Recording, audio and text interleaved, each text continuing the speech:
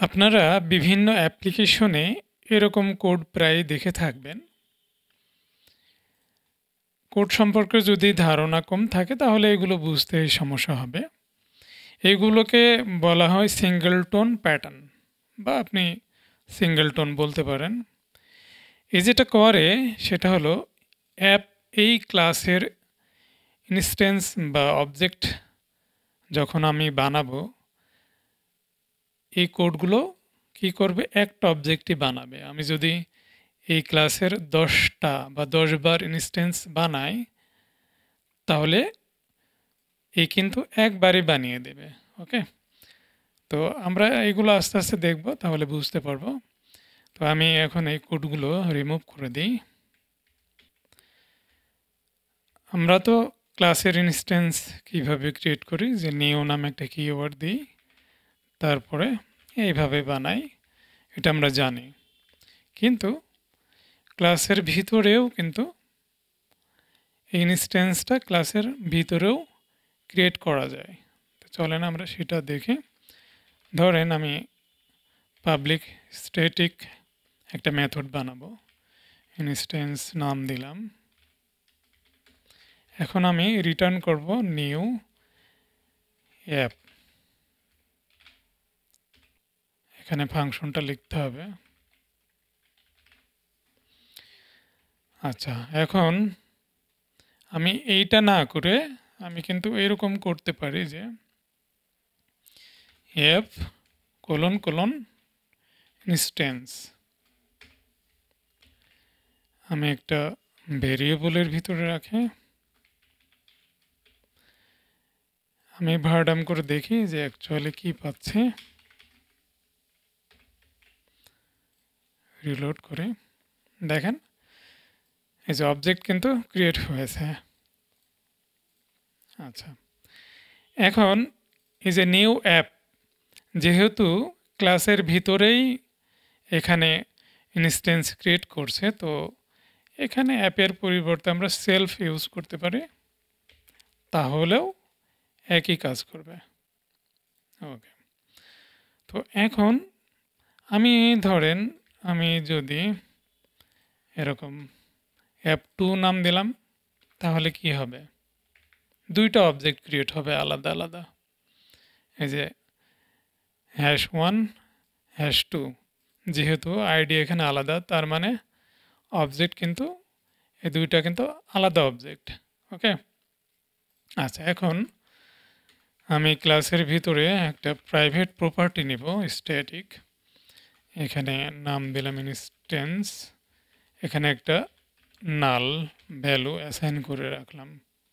ওকে, এখন আমি এই প্রপার্টিটাকে চেক করব ইফ কন্ডিশনের ভিতরে। যেহেতু এটা স্ট্যাটিক প্রপার্টি, তাহলে আমাকে এখানে সেলফ কিওয়ার্ডটা দিতে হবে, কোলন কোলন দেন ইনস্ট্যান্স। এটার কি চেক করব যে এটা নাল কিনা, ইজ নাল। তারপরে যদি নাল হয় তাহলে এই ইনস্ট্যান্সে মানে এই প্রপার্টিতে অ্যাসাইন করব এই অবজেক্টটাকে, মানে স্টোর করলাম এই ইনস্ট্যান্সে। প্রথমে নাল ছিল, চেক করছি নাল কিনা, যেহেতু এখন নাল আছে, যদি নাল থাকে তাহলে অবজেক্ট বানিয়ে দাও, বানিয়ে এখানে স্টোর করব। স্টোর হয়ে গেল, তারপরে এটাকে রিটার্ন করে দেব। এইটুকুই কাজ। তো আমরা এখন দেখি, এটা কিন্তু এখনও কাজ করবে, এই যে দেখেন।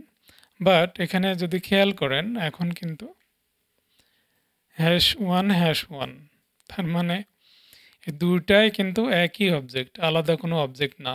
ঠিক আছে, আমি যতবারই এখানে এখন অবজেক্ট বানাই না কেন এইভাবে, অ্যাকচুয়ালি ওই সেম অবজেক্ট।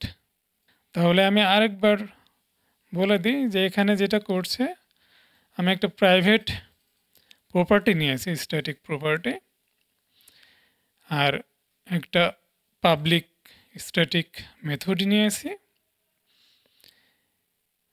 এখানে নাল আছে, প্রথমে এর ভ্যালু চেক করছে, যদি প্রপার্টিটা যদি নাল থাকে, নাল থাকলে এই প্রপার্টিতে এই অবজেক্ট মানে ইনস্ট্যান্স বানিয়ে অবজেক্টটা এখানে স্টোর করে দেবে। আর যখন এই অবজেক্ট এখানে পাচ্ছে, প্রপার্টিতে অবজেক্টটা পাচ্ছে, এটা রিটার্ন করে দিচ্ছে। আর আমি এখানে অ্যাপ কোলন দিয়ে এই পাবলিক এই যে মেথডটা, স্ট্যাটিক মেথডটাকে এখানে কল করছি, তখনই আমি এই অবজেক্টটা পেয়ে যাচ্ছি। এইভাবে হলো কাজ করছে। এখন কথা হলো যে এই সিঙ্গেলটন এইগুলো দিয়ে অ্যাকচুয়ালি আমার লাভটা কি হচ্ছে। একটা লাভ তো আমরা দেখলামই, আমি যতবারই অবজেক্ট বানাই না কেন অ্যাকচুয়ালি অবজেক্ট কিন্তু একটাই, বারবার ক্রিয়েট হচ্ছে না নতুন অবজেক্ট। এতে করে কি হচ্ছে, আমাদের কম্পিউটারের মেমোরি সেভ হচ্ছে, তাতে আমার স্ক্রিপ্টগুলো ফাস্ট কাজ করবে। এই একটা। আরেকটা হলো, ধরেন এরকম একটা ক্লাস বানিয়ে সেই ক্লাসকে আমরা পুরো অ্যাপ্লিকেশনের যে কোনো জায়গায় ইউজ করতে পারি। এমন হতে পারে যে একটা অ্যাপ্লিকেশনের কিছু কমন জিনিস থাকবে, আর ওই অ্যাপ্লিকেশনের বিভিন্ন জায়গায় আমার দরকার হবে, সেখানে আমি এইভাবে ইউজ করতে পারি।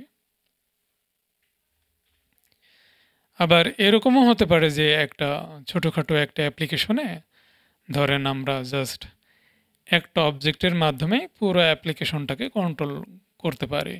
কিন্তু এইগুলো খুব বেশি ইউজ করা ঠিক না। মানে আপনি যেখানে সেখানে একটা ক্লাসের এরকম সিঙ্গেলটন ইউজ করে কাজ করছেন, এগুলো বেশি ইউজ করাও ঠিক হবে না, কারণ এগুলো কনফিউশন অনেক বেড়ে যাবে। আমি আর দু একটা মেথড ক্রিয়েট করে এগুলো দেখায় আরও ক্লিয়ার হয়ে যাবে। যেমন আমি এখানে পাবলিক ফাংশন কনস্ট্রাক্ট মেথড একটা ক্রিয়েট করি। কনস্ট্রাক্ট মেথডের ভিতরে ধরেন কিছু কাজ থাকবে। ধরেন আমি এখানে একটা মেথডকে কল করলাম, ধরেন ইনিট নামে একটা মেথডকে কল করে রাখলাম, আর ইনিট মেথড এখানে ক্রিয়েট করে এখানে আমি কিছু কাজ করে রাখলাম। ওকে। আবার এমনও হতে পারে যে আমি কিছু ফাইল ইনক্লুড করে রাখলাম, অথবা ইনক্লুড ফাইলস নামে আরেকটা মেথড ক্রিয়েট করে সেটাও আমি এখানে কল করে রাখলাম। এরকম হতে পারে। যেহেতু এই ইনস্ট্যান্স যখন তৈরি হচ্ছে তখন কিন্তু এখানে অবজেক্ট ক্রিয়েট হচ্ছে, আর অবজেক্ট যখন ক্রিয়েট হয় তখন তো কনস্ট্রাক্ট মেথডটা অটোমেটিক কল হয়ে যায়, এটা আমরা জানি। তার মানে যখনই এটার মাধ্যমে ইনস্ট্যান্স ক্রিয়েট হচ্ছে তখনই কিন্তু কনস্ট্রাক্ট মেথডটা কল হচ্ছে। আর কনস্ট্রাক্ট মেথডের ভিতরে যেহেতু ইনিট মেথডটা আছে, তার মানে এটা আমরা স্ক্রিনে দেখব। এই যে, অথবা এরকমও হতে পারে যে মনে করেন যে আমি আরেকটা মেথড এখানে ক্রিয়েট করি, ধরেন লিখলাম যে রান অটো লোডার। ওকে। তারপরে আমি এসপিএল অটো লোড রেজিস্টার এই ফাংশনটা এখানে কল করলাম। এটাও আমি এখানে কল করে রাখতে চাচ্ছি। তাহলে কি হচ্ছে যে কনস্ট্রাক্টের ভিতরে দুইটা মেথড কল করা আছে, এটাও কল হচ্ছে, এটাও কল হচ্ছে। যখন এটা কল হবে তখন এসপিএল অটো লোড রেজিস্টার এটাও কল হবে। তো এখানে যদি আমি এরকম কলব্যাক ফাংশন তৈরি করি, ধরেন অটো লোড নামে একটা ফাংশন তৈরি করলাম, আর আপনি হয়তো ভাবছেন এখানে অটো লোড ফাংশনটাকে আমি কল করলাম। আমরা গত ভিডিওতে এটা দেখেছি। চলেন দেখে এটা কোনো কাজ হয় কিনা। দেখেন এখানে কিন্তু ফ্যাটাল এরর আসছে যে স্পেল অটো লোড রেজিস্টার, এটা হলো type error, must be a valid call back. Okay. তো এটা ভ্যালিড না। কেন ভ্যালিড না? কারণ ক্লাসের ভিতরে এইভাবে ফাংশনকে কল ব্যাক করা যায় না ক্লাসের ভিতরে। এখন আপনি হয়তো ভাবছেন তাহলে আমি এইভাবে কল করে দিই, যেহেতু এটাকে তো কল করতে হবে, তো এইভাবে কল করে দিই। এরকম হয়তো আপনি ভাবছেন, তাই না? কিন্তু এইভাবেও হবে না। আমি যে এটাকে কল করছি, এখানে যে প্যারামিটারের ভ্যালু এখানে চাচ্ছে, ওকে। অথবা আপনি ভাবছেন পুরোটাই তাহলে সিঙ্গেল কোটেশনের ভিতরে রাখি, না সেটাও হবে না। অ্যাকচুয়ালি এটার একটা নিয়ম আছে, আপনারা যারা নতুন ক্লাসের ভিতরে হয়তো এরকম কখনো ইউজ করেন নাই, সেটা হলো অ্যারে আকারে এটা দিতে হবে। এই যে অ্যারে, প্রথমে যেটা দিতে হবে যে কারেন্ট অবজেক্ট, কারেন্ট যে ক্লাস, কমা দেন কলব্যাক ফাংশন, এইভাবে দিস হলো কারেন্ট যে ক্লাস সেটা, এবং অটোলোড। তার মানে যেভাবে আমরা ক্লাসের ভিতরে মেথডগুলোকে যেভাবে কল করি, এই যে দিস দিয়ে, তার মানে দিস, এই দিস মানে হলো কারেন্ট ক্লাস, এই কারেন্ট ক্লাসের ভিতরে যে ফাংশন এটাই হলো কল ব্যাক, ওকে। এই যে এখন আর সমস্যা নাই। আচ্ছা, আমি এখানে আরেকটা মেথড কল করেছি, এখানে অ্যারে ডটা রিটার্ন করেছি। এটা আমি মূলত ক্রিয়েট করেছি যে আমরা এইভাবে ডাইরেক্ট কোনো মেথডকেও কিন্তু নিয়ে আনতে পারি। যেমন গেট সেটিংস একেবারে ইনস্ট্যান্স করে দেন গেট সেটিংস। এটা যেহেতু অ্যারে, তো আমি এটা var ডাম্পের মাধ্যমে দেখাই। এই যে ইনস্ট্যান্স অবজেক্ট ক্রিয়েট করছে, ক্লাসের ইনস্ট্যান্স ক্রিয়েট করে আবার এই মেথডটাকেও কল করছে একসাথে। আচ্ছা, আমি কোডগুলো একটু ক্লিন আপ করে ফেলি, এগুলো আমাদের দরকার নেই। আমি জাস্ট এগুলো দেখালাম, এটুকুই রাখলাম। ওকে, তো বুঝতে পারছেন যে এখানে আমরা বিভিন্নভাবে কাজ করতে পারি। আপনারা যখন রিয়েল অ্যাপ্লিকেশন নিয়ে কাজ করবেন তখন কিন্তু এইভাবে আপনাদের অনেক কাজ করা লাগবে। তো আশা করছি একটা প্রাথমিক ধারণা পেয়ে গেছেন যে এটা কিভাবে কাজ করে। সিঙ্গেলটন প্যাটার্ন অ্যাকচুয়ালি কীরকম হয়, এখন থেকে এগুলো যখন আপনি কোনো অ্যাপ্লিকেশন দেখবেন তখন কিন্তু আর আপনার বুঝতে প্রবলেম হবে না, তাই না? তো ভালো থাকবেন সবাই, ধন্যবাদ।